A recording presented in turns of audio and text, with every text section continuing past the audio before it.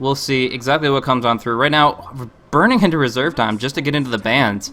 Batrider taken off the board by Evil Geniuses. Wisp, of course, taken out by Mousesports. And now going into this next little bit here, as far as what you've seen from Mousesports already, what you see from EG, what do EG need to do to try to go for an equalizer here? I feel like obviously if they're going for the that late game, like they need, if they want that really farmed up fear on a hard carry, they need to have the ability to protect him, or the ability for like a mid to sort of roll out of control and help him out. Because the problem is with their mid choice of with the mid choice of the Nature's Prophet, it's not one of those high impact heroes like Puck. You know, Puck, sure, they lost the top lane pretty hard. Obviously, well, arguably, because Weaver did get ganked eventually, but he had started off with 2 kills. But eventually, Puck rolled up there and started punishing Broodmother and started causing trouble. They couldn't really do that with the Nature's Prophet. If they had something like Queen of Pain, their own hero, like even something like a Magnus who's got an RP, he's got some team fight power. Once he hits level 6, he can come down there to their own safe lane and he can fight those heroes that are down there. He can do something about them. If they overextend, he can jump them, he can help defend the tower. They can just do something in general to cause some time to fight. But unfortunately with Chen, with the Broodmother who can't move from her top lane, she's pretty much stuck up there because it's her only trick. She just puts pressure from the hard lane into the enemy safe lane and tries to pressure the tier 3. With Nature's Prophet, it takes time, he needs money, he needs items, he takes time to farm up. So with that kind of lineup there, with the 3 sort of heroes that couldn't do anything, and then you've got an anti-mage who is with 6 CS at like 10 minutes in, you've got your entire game is now in Rubik's hands. And Rubik, in his hard support role, can't do a damn thing about that. He's not going to stand up against Mirana, Shadow Demon, and a Nyx Assassin running around causing hell, and then Puck gets his early Blink Dagger, and off, he just nobody to stop him. Off he goes. He's just out of control. So they need to pick heroes who are ready to, if they're expecting that kind of offensive play from Mousesports, they need to pick heroes who can fight, who can try and just stem back the tide and punish Mousesports if they get too aggressive, because they could not do that last game at all. Mm-hmm. So, in this position here, what do you think would add into the lineup most effectively here? Obviously, our Mousesports already have like Nyx bomb potential and stuff like that as well. Black is happy to farm up on life, so we've seen that before. But they've also had issues with a solo carry. Do you think they need to go dual core and have Koikova in a tri-lane? Depends how much lockdown EG can pop out. I mean, as we saw earlier with Lifesteal, even though Black got stupidly farmed, they had the Superior Magic like disables. They had enough firepower to keep him stuck for a good while to just burst with the raid. They had the bear with the root procs, but mostly they were opening up and forcing the rage to get popped early by throwing a net at him. And the thing is, they'd throw the net, and sure, he would try and sit there and not rage so he could save it up, but they would shoot an arrow at him. Now, it was expected that the arrow would not actually connect. Like, obviously, they expect Lifesteal to rage to it, but this now burns, because Lifesteal, he doesn't just use the rage defensively, it's a huge burst of damage for him with the attack speed. So if he has to burn that rage defensively and then sit through a 5-second net, that's all of his rage gone. And suddenly all of his damage is gone as well. So he really, really does not want that to happen. And if EG don't pick like those kind of superior magic disables like Net, like a Roar, then, well, there's a good chance that Lifestealer will, even with a single core hero, will get out of control. True. But I mean, they practically have 2 cores because they have Nature's Prophet. I mean, they go late game, Nature's Prophet gets a whole ton of items. And yeah, it becomes a huge threat in that sense anyway. Mm-hmm. I like the bans out from Mousesports here, taking out the Storm Spirit. The long range initiation can screw over Nature's Prophet in the split pushing just with a simple dust pickup. And yeah, it's just a really, really good hero to kind of keep that map control and make sure that you're not just losing towers one by one. Naga Siren's better to, in the sense that it would counteract the Lifestealer, taking out his potential to be mobile even while raged. So that would be a very frustrating thing to deal with. They take those both on out. Meanwhile, Mousesports without any supports have suffered the Shadow Demon ban. Evil Genius has taken that off the board, and wisely so. It's still great tri-lane support. And then taking out Fatus Puck. A little bit concerned about that one there, and they don't intend to pick it up. In fact, picking up what would be generally considered third support. This means that one of these guys is most likely going solo mid, most likely the mid Nyx Assassin. So a lot of potential to snowball, to steamroll, to just gank if they get the Nyx Assassin up and going. Otherwise, there is still the possibility of a hyper-aggressive tri-lane, which involves all 3 of those supports doing as much damage as possible. You can do that. I really expect the Nyx Assassin to go mid, though. Of course, he can put out a lot of pressure.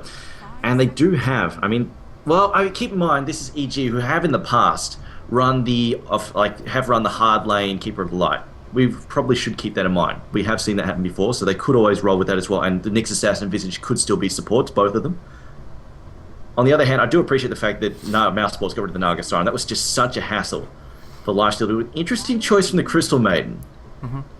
That's not generally a very common pick because her damage potential isn't as high. Ouch. And there we go. Keeper of the Light being picked up along with Cancer. This probably is Nick's mid then with Cancer Lancer being picked up. Because, of course, they do enjoy putting beaters on the Keeper of the Light and just having him support the crap out of Cancer Lancer. But the Crystal Maiden's an interesting choice because she's not as common to pick up. I mean, the aura is nice, but it's not the end-all, be-all spell. And her damage potential in a lane isn't that good. And, of course, Frostbite isn't a proper stun. It's not as good as just throwing out those. It's not as good as throwing out a proper. Even against stuff like Light. Like, sure, he sucks early on, but we've seen you give him a few levels, he does become quite a powerhouse in the lane. And of course, stuff like Laguna Blade and Finger of Death are a really big fight turner, as we saw last match, the last series with Mousesports. Their Lifesteal are really struggling against Laguna Blade, but Mousesports now, Crystal Maiden to back at Lifesteal, and then Chen to jungle. Yeah. I would really like to see Mousesports pick up something like a Gyrocopter mid. Fanta's been known to pick that up a long time in the past. Hasn't done it at all recently, but something to clear out the illusions would be really, really nice. It also is great against the familiars. Getting free bird farm as well as burning down those illusions, that multi-usage is, I think, really, really powerful, and it's something they could look into. They would, of course, have to jungle the Prophet since he wouldn't survive on the off lane against that very, very destructive tri lane, but they'd be okay with the 2.5 down on bottom Lifestealer CM with Chen in the jungle. So I really think if they want a mid that'll be okay versus Nyx and be able to deal with Vistage and PL, I would say Gyrocopter's your man. But still plenty of options on the board. Beastmaster is the one that EG decides to ban on out because of that powerful lockdown. But we'll have to see exactly what Mousesports actually are looking at into. As far as the Crystal Maiden pickup, I think she has some decent potential. With her Nova, it's just a very powerful AoE slow, and she does have the potential to lock down one target very, very effectively. But PL in general is not going to be so easily having issues. Generally speaking, I think Crystal Maiden's the slowest hero in this matchup here. I mean, almost the slowest hero in the game. So with that Keeper Light with such great movement speed buffs, with the Phantom Lancer who has mobility through his Doppelwalk, and the Clockwork who can close distances, CM is going to be food. But it's obviously that she's going to die a lot. It's what she does with her life that's the most relevant thing, so we'll have to see. But for right now, the final pickup from Mousesports is going to be that Alchemist, and that is going to be... I'm kind of confused why Koikva's picked it up. And so they're not going to run the mid Alchemist, or they might put Koikva mid, which is very odd. It looks like it's going to be Fada mid on the Lifestealer. That would mean Black offlane carry, or offlane, and then, or jungle, and then Alchemist will be the tri-lane carry. So in this case, yeah, Koikva is going to be down on the bot lane, on the safe lane, which is generally where we never see him. But yeah, he does it with the Tinker very effectively. We'll see it with the Alchemist here. I'll see if they can make it work. Yeah, I mean they're not gonna run an offensive offensive 2.5 lane with Chen trying offensive the jungle. That just would not work at all against the lineup they have. They're not with Keeper, Nyx, and they swapped it up. That's what confused me. Okay, they swapped Prophet and Alchemist. It was just like it could work. We've seen Black do Prophet, and he can rebound really, really nicely, but just not his style compared to that Alchemist. Yeah, this makes a hell of a lot more sense. And yeah, Fatter in the mid, of course, he can handle that. He should be able to handle that mid fairly easily against the Nyx. So I'm not really seeing too many difficulties for him there. On the other hand, Clockwork, we'll see what he can pull out in the bottom lane. But I definitely expect Black is going to get pretty huge. And of course, if he goes for the Battle Fury, that'll help somewhat. I mean, anything with Cleave is really useful against Phantom Lancer army. Anything at all that can get Cleave in there, really damn useful. As we see it crash. But I'm still not sure about this Crystal Maiden pick. Like, you don't have any of those sort of classic, like, mana-hungry heroes that really, really need help. Like bad, like, Sven, who has all of one Stormbolt that he likes to spam, but then he's out of mana entirely. They don't really have that on this team, so I'm still not 100% on the Crystal Maiden. Like you said, like, she is stupidly slow. I think the only hero slow might be Techies, if memory serves me correctly. Yeah, Techies definitely does have a lower movement speed. I think there's one that's tied, but I can't recall it off the top of my head, so... either way, she is very, very slow, especially, like I said, when you contrast the 315 MS on the Coddle. When you look at the PL and he's moving at 290, that's still significantly faster, and the Visage as well, 295. So these heroes that can easily get right on top of her, this is going to be just a feeding Crystal Maiden no matter what happens. I mean, even if you're dominating the game, she's still going to cop more deaths than any other hero in the game. I don't really see the movement speed. Like it's annoying as hell. That's the other thing. It's annoying when you try and versus because she's really slow to get in position and then gets caught out of position easily. That's a big pain in the butt. But because she's should be left like like unmolested early game, I don't think it's going to be a big deal there in terms of movement speed. Sure, you get caught out in a fight, it's Crystal Maid, but it tends to happen to a lot of supports regardless of their speed. Sure. I mean, you look at the health on B. It's like 433, 35 health. He's just so brittle, so easy to kill.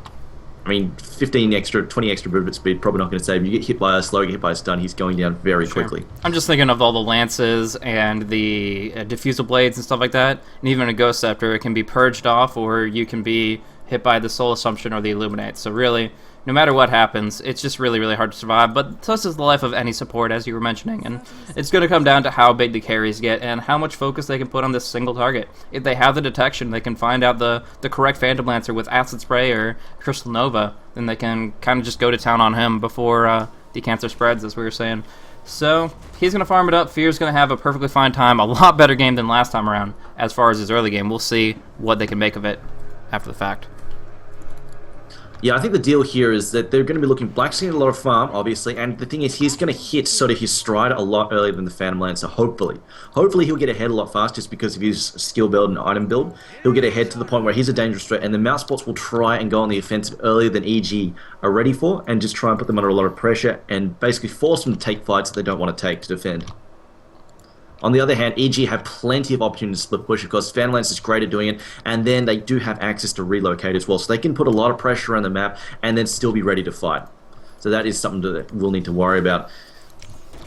Looking at this mid matchup here, Fata versus Jo, of course, but it's Lifestealer versus Nyx Assassin. It's a very, very interesting matchup here. We have seen Fata Lifestealer a couple times over, and in a lot of situations, he actually comes out ahead in matchups that look disadvantageous. I mean, this is the guy that can first blood a Windrunner just by picking up an Orb of Venom. This guy, you look at this situation, you're like, okay, well, that won't really work for him, and then he pulls a Rapid out of a hat. So never count this guy out. Feast is going to give him some nice sustenance on the lane, and then he will be able to get that solo experience and get things up like Infest very, very early. I honestly think he has the advantage here against Jo. Sure, Jo's got a stun and stuff, but the thing is he can't rely on Carapace because obviously Lifestealer can pop the rage and then get stuck into him.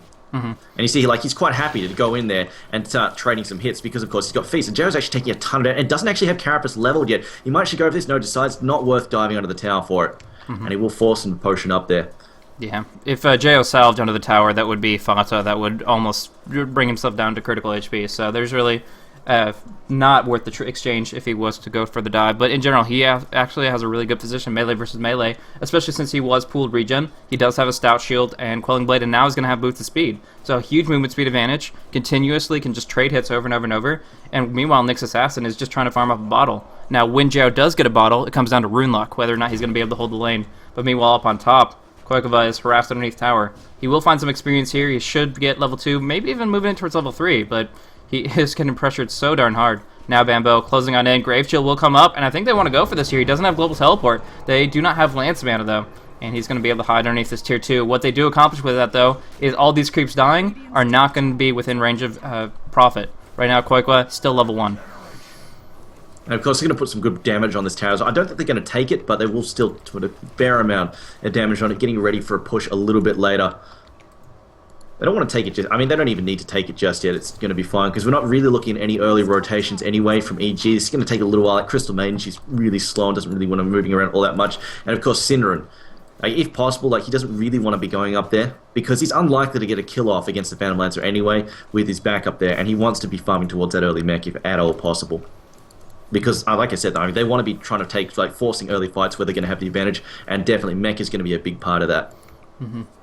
Farm in the mid lane, just so much going up Fata. I mean, yes, they both want Quelling Blades, and that'll help Jo when he tries to escape the Nature's Prophet, but right here, not doing him many favors, as Fata's not even letting him near the creep wave right now. He has Bottle, he will be able to mana burn, but the intellect value is only 21, so you get 3 times that. I mean, it's just not going to do too much in health or mana, and Fata's just going to be able to hold the line, right-click away, and Jo just can't do a thing about it, unfortunately. So with that, he'll still get levels. There's not a high deny count on the lifesteal or anything like that, but it's still going to be inhibiting compared to how far lifesteal is going to be able to pull ahead, go in for an early phase boots armlet, something along those lines.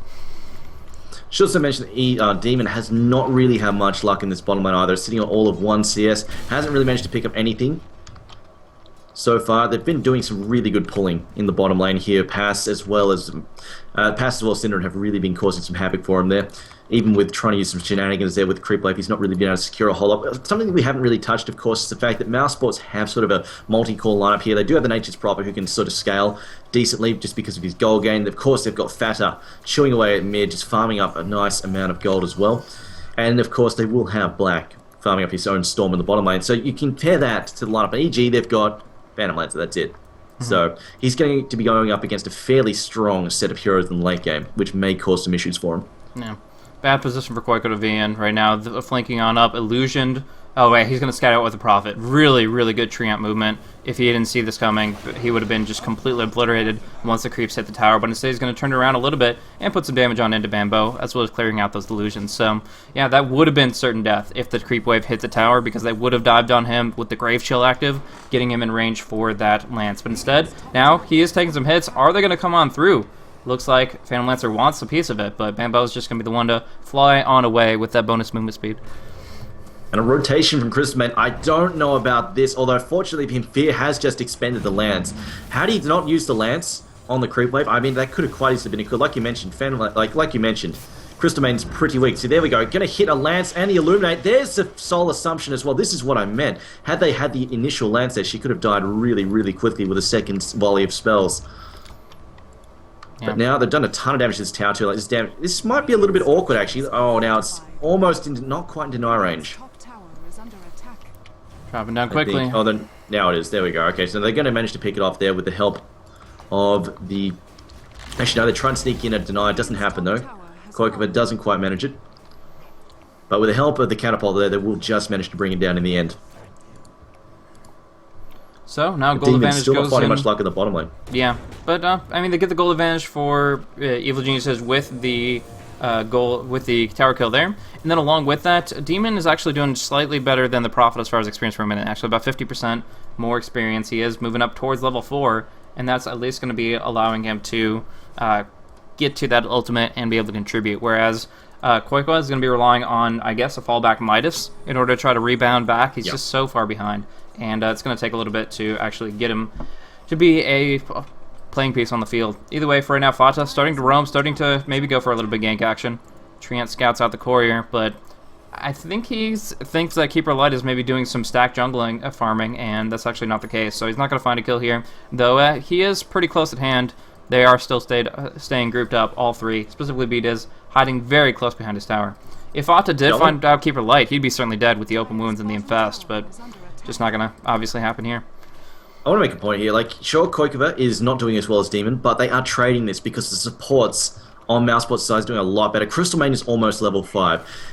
We've got Synderen is level 5, almost level 6. Compare that to the hard supports over here. Bambo is only level 3. And Keeper Light, I think he's only just hit level 3 as well. Yeah, he only just hit level 3. He's been level 2 for quite some time. So this is really hurting into them. So Mousesports have a much better rounded lineup. And it's very like the Nature's Prophet. He's only level 4 now, just hit level 4. But he's going to get the recovery minus, and he'll shoot back up to where he needs to be towards that game. So even though they've got this sort of the weak Prophet, and who will be behind Demon, who will hit his ult earlier and be more useful earlier, they're up against a much stronger lineup. Sentry comes down, he's frostbitten up underneath it, and he won't be able to hit the impale on everybody. Carapace comes out, but Fada's patient. They get the sprout off, and the last right click will come in for Koikova. That is first blood that he sorely needed and now has, and they're going to even turn this into a little bit of tower damage here. Fata was in a great position there, flanking up on the high ground. He was just farming up the eastern Dire camp. If he had accidentally happened upon the easy camp, he would actually found a free Keeper Light kill as well, but still happy to be able to contribute as directly as he did to that first blood. And yeah, like I said, the tower damage should be coming in pretty quickly since they did decide to AoE down the creep wave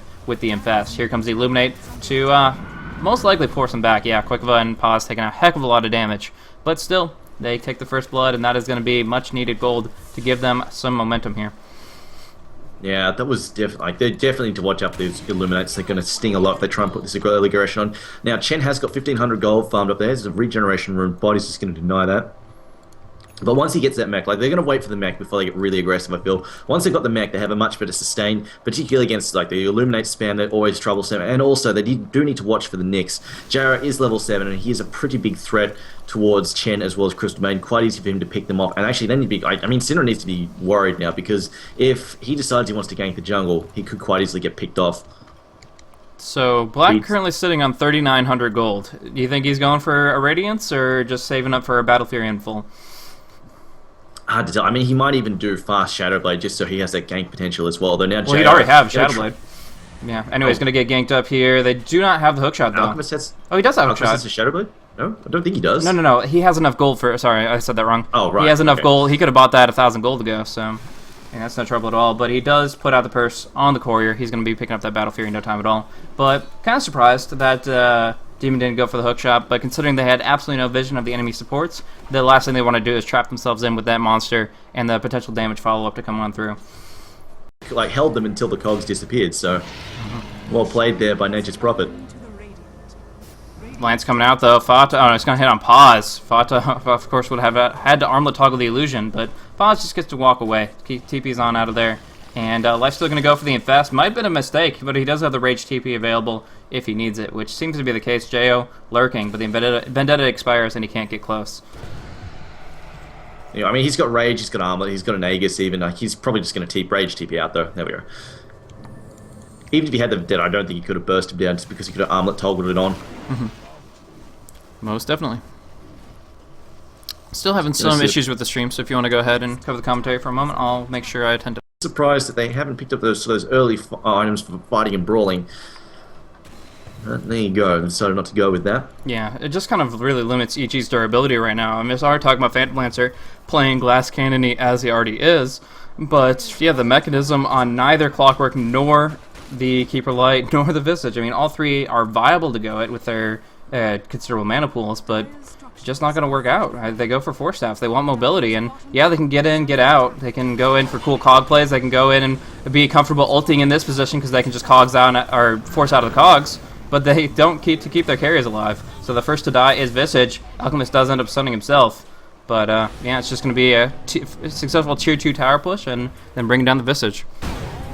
However, they almost pick off Fata. However, Hand of God comes out at the right moment there, and he will armlet toggle. Turns it off again. Needs to be careful. The Familiars are still skulking about. They could quite easily jump him on low health there if he's not careful. Oh, actually, he does have an Aegis still up. Chan now centering in a bad position. He gets picked off. Rage up there from Nate's. Armlet back on. Neck goes down. Can he pick off Fear? Will get taken out himself. However, Aegis coming back up in a second. Now we've got Black.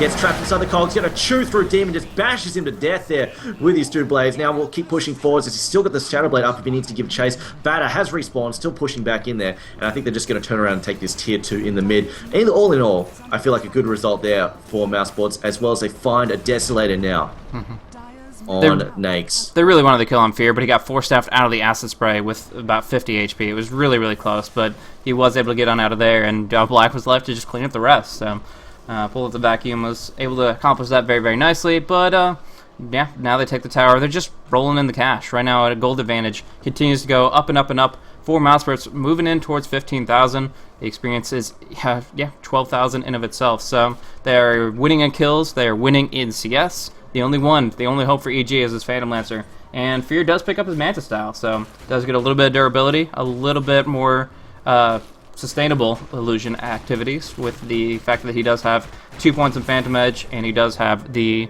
Manta up. But even so, they're just getting run over right now. Demon gonna go ahead and pop off his ultimate, but immediately just gets right-clicked down with a Shadow Blade Alchemist. So now canceling a TP, they're gonna have to let this tier 2 go forfeit, and that's their last outer tier tower. Yeah, this is exactly what Mousesports want. I think, like, this is what they're looking for here. They want to be hitting this aggressive style of play right as sort of the 20 to 25 minute mark, because they don't want to be giving time for Phantom Lance to get stupidly fat, who has actually finished up his mana style as well. So he is actually getting a nice core of items with the Diffusal Blade and the mana style. Probably wants something like a Heart Next if possible, though that sort of does work against the Lifestealer as well. But anyway, you're going to see, oh wow, that does sting quite a bit. However, Mech going to be used to counter that Illuminate there, which caught most of the... Oh, big backdoor beat is going to get right-clicked on down. Such a cool play. Going ahead and just going to jump on inside, infesting inside Korkva, and then they go and TP in Shadow Blade on through and get the Keeper Light, who's just trying to illuminate the towers. They knew he'd have to be there in order to hold the line, and now he has to buy back. He gets dropped down by the stun, and a couple right clicks means Black is going to be able to bring him down as well. Fata taking a lot of hits, going to fall back here. Black on the front lines, luckily not under the tier 4s, but still trapped in the cogs. Going to try to Shadow Blade out, only to be sentryed on down. Fata has already retreated. Now they're going to be able to get on out of here, taking the melee racks, and using Black as a distraction to try to finish the job and get on out of there. I mean, yeah, Black paid for it with his life, but he did what he needed to do, kept them busy, and bought enough time to bring down those racks. And if Mousesports just keep up this level of pressure, I think they're going to be hitting exactly what they need to be. I mean, this is just it. Like, Fear is still, like right now, he is very scary. His illusion's hurt. The fact he's mana burning off all of their hits is really limiting their options, especially like when Black loses all his mana. Suddenly you've lost a lot of options. You've lost concoctions, acid sprays. He doesn't have the ability to really affect the fight beyond just trying to hammer away at something. Which, granted, he is damn good at. He does do a lot of damage at this point in time, but obviously a lot of his threat comes from his initial stun and his ability just to shut down heroes in the middle of the fight with the concoctions. Damage to Bambo very, very quickly. He's going to be able to right-click him down. A little bit of help from the Dark Troll Summoner to keep him in place. And now looking for one more. No, they cannot stun him out. Frostbite not in range, and Jo will be able to slip on out of there. Still, taking out that 1-for-1. Having the Prophet already down in the grave from a nice little Clockwork pickoff with Dust. And, yeah, from there, still the farm continues. Black racks up that. Of course, the AC still 3,400 banked. And the Desolator, combined with that, is going to be able to allow them to do as much physical damage as possible. Really, really good combo of items. Couldn't have been at a better time, but they still have only punched down 1 Rax, and PL is farming as best he can, looking for a Butterfly next. And of course, his split push is still pretty aggravating. It's going to take out this tier 2 top. I want to point out that they are making... EG are definitely trying to maximize his farm really well. Of course, he was farming the Ancients earlier, just farming away there. And the Beaters recalls, takes him top lane. He gets a couple of waves there and pushes the tier 2. But now they are forced to defend. Now, will we see another Nakes bomb come out of the teleport here from Quokebud? It doesn't look like it. They're just going to push in there. They've got a Familiar also scanning out the trees as well. As it looks like this tier 3, though, getting dropped really quickly. Hook shot in. It's going to try and slow Black down. Glick is popped as well. He tries to 4-staff his way out on top of that. However, they will, I believe, 4-staff Black out of them as well. Who's got a 4-staff there? It's Crystal Main. Yep. Yes, he has picked his up there. So, I mean, the 4-staffs really limit Clockwork's effectiveness there. And now the tier 3, though, the damage coming out, it will overwhelm the regeneration there. They don't give a damn that there isn't a creep wave, as we see a few nukes being traded back and forth there by Jo and Cinderin. But meanwhile, the Phantom Lancer being very, very frustrating indeed. Gonna get slowed on up, though. They should be able to bring him down. No, he diffuses the dust, and he doppel walks away. They cannot finish him out here. He's able to just get on out of there successfully. Unfortunate for them. Actually, they might have not even dusted him, but so that might have been an overstatement. But he was able to purge off the open wounds and get the invis off, which was the most important thing. Down out here on the bot lane, Paz did get pincered in, but not the biggest kill. Either way, on the mid, we're going to be seeing attempt to pick off on Cinder, and if they can clean up both these kills, that's a pretty big deal. Ghost Scepter purged off, slowed on down. Fear going to go with one more Lance to finish the job here. So they did lose the initial fight down on bottom. Actually, Black going to come in and try to clean up Fear here. Actually, he's going to match it. Too much damage. Oh, they still don't have detection. Unfortunately, the carries not, of course, carrying it up themselves, and so they aren't going to be able to reveal the Phantom Lancer to finish the job. But yeah, as I was saying, the engagement down bottom was actually very, very favorable for Mousesports. They got the tier 3, but Phantom Lancer, the pressure that he was putting out got him so much more, getting 2 narrow escapes and picking off a number of supports on the front lines. This puts EG in a more comfortable position than they were. Still kind of on the ropes, though. I feel it's a more favourable trade for Mousesports because they're the ones who are going to benefit more from this sort of gradual sieging, because this lane, like top lane, had it been the mid lane, yeah, I could see that like being more effective for EG, but the problem is that because it's the top lane, that's always pushing its way back towards their base anyway because of the creep. They have they have the better creep there. I do like the fact though, at the very least, they made the best of a bad situation, but I feel like they probably should have had Phantom Lance. Like if they had Phantom Lance there, I feel like they would have had a chance to defend. Because I mean, what happened like the last fight was they lost beaters immediately, but this time around, like they didn't manage to get those hero pickoffs. Because when we look at it, like Phantom Lance is quite well farmed. Like he's also just finished up a Butterfly as well. So I feel like they should probably focus. Like I feel like at this point in time, they can actually afford to try and take the 5-man fights. As it looks like though, Mousesports are looking for the Roshan.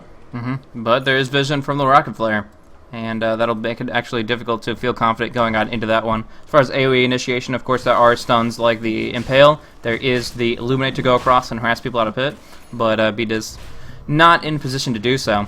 But on the other hand, there are stuff like the Unstable Concoction, AoE stun, the acid spray, things like that. So if the enemy groups up, Mousesports can punish them pretty hard. But for right now, if you're going on the mid lane, there's going to be a blink stun, double stun coming on out. Paw's getting shredded, but the target of choice is Fata. Hand of God, Armlet keeps him up for now. He does have that heart, so much HP to burn through, and that actually nobody's dropped just yet. Fear on the run, he is barely able to get out of the Sentry Ward range, and still they survive. Black, BKB up, throw another concoction, will be able to bring down Jo here. Now looking for at least one more kill in all this mess. Bambo hiding out in the tower, goes for the Grave Shield for some unapparent reason, but succeeds with the TP anyway, so no big deal. Goes on in. They are going to lose Roshan, but they at least kept everything alive. They wanted to, of course, try to push them out even further. Betas might be managed to do so with this Illuminate. Bunna's gonna take quite a bit of damage from Koiva. Look, the Force Staff keeps him up and running, but here comes Demon looking for the snipe, but Force Staff not gonna time it.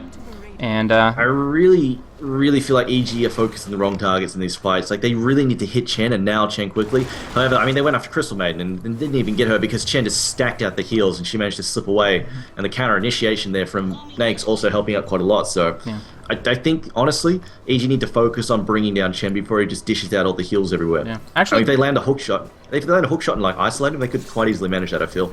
Yeah, they like got the good stun on Christiane. They did some damage to her, and then they like let the small fish like leave. They just tossed her back in because they focused almost all their damage between Fear and Jayo onto Feta, and he has that Heart of Taras now. It's something they didn't really see coming, but he recently picked that up, and as such, it's extremely freaking tanky. 3100 has a decent armor pool of 12, and with that, they went in. They put a heck of a lot of damage into him, but he and Alchemist are tough cookies to crack. So I agree. The backup support, the Chen, would be a really, really great place to start, but unfortunately they just don't have the focus in mind for it, didn't have the positioning for it.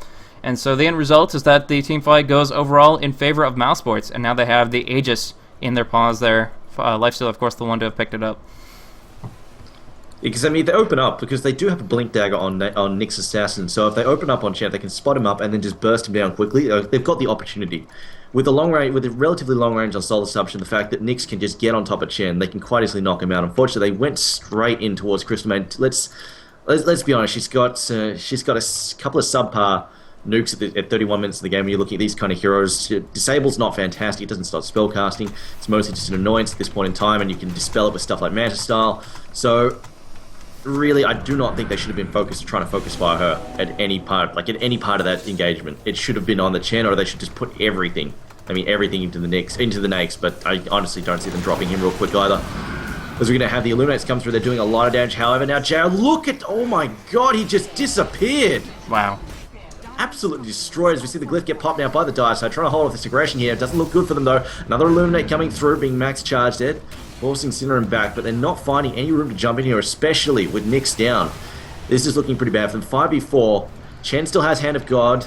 Doesn't have the mech up for another 10 seconds. The Hand of God should be enough to keep him in play for the moment. So we're going to lose the racks there. Beat is doing for all he can, just spamming those nukes in there. It's not going to be enough though. See, look at this. Nake still at full health. Fear being forced after away. He's going to try and save him. Demon's going to try and save him. He's got a hook shot to his friend here to get out of trouble. Going to leave him trapped inside that.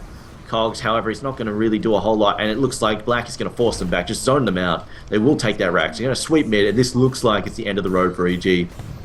Yeah, that's pretty. I mean, essentially, the illusions aren't really proccing the way Fear needs them to, and along with that, if they are out on the field for maybe 2 seconds, they're going to get Reckley down pretty quickly because Black and Fata hit just so hard, and there's not a heart to back it up. So right now, they call it finally coming on through GG, but it's been that direction for quite some time. Never in this game have Mouse had a gold or experience deficit, and they move on forward, taking it in almost 30,000 gold advantage and about 25,000. Really nicely done. And although Fear farmed as hard as he could, the kills just stacked up and spoke volumes to how the game was going. Black farming it up, Fata doing so darn well as they have, by and large, the most kills on their entire team. They've been focusing on making sure that they go in for the killing blow each and every time, and it's paid off for them quite effectively. And well, EG, they take their third place finish in this series of cups, and this one will earn them $2,000. So if nothing else, they are consistent and will take, a consolation prize home. But on the other hand, Mousesports, they're up for a rematch against Alliance. Now, Alliance will have a winner's bracket advantage. They'll have a one-game advantage in the best-of-5 series. But Mousesports, they will be playing off for a $9,000 first prize, with second place taking $3,000, if memory serves me correctly. Indeed.